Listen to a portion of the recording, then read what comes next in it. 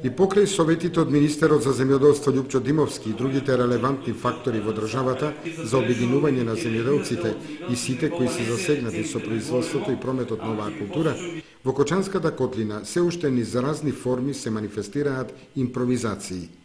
Во деновите на викендот на само еден медиум е објавена информација за старт на жетвата на оризот во општината Чешиново Блешево.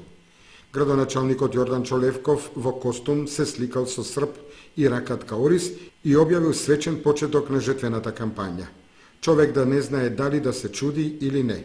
Ако е навистина свечен почеток на жетвата и ако тоа е по повод 8 години постоење на општината, логично е да се присобрал народ, земјоделци, жетвари, да се повикале медиумите од источниот дел на државата и официјално да се објави стартот на жетвената кампања, како најзначајна земјоделска активност во Кочанската котлина.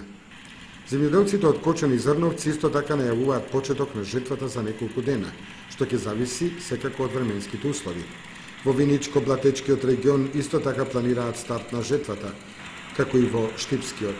Како тргнало, овогодинешнава жетва ќе има 5-6 почетоци, а ако таквата пракса ги зарази селата, тогаш секој може да си има свој ден на почеток на жетвените активности.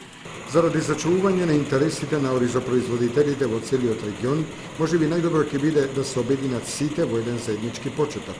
Дотолку повеќе што оризородниот регион не е голем или не е расфрлан на повеќе делови од државата, па некаде да започнува порано, а некаде подоцна, во зависност од зрелоста. Информациите на локално ниво за повеќе почетоци на жетвата може да се разберат, но на државно ниво или пошироко тоа изгледа несериозно.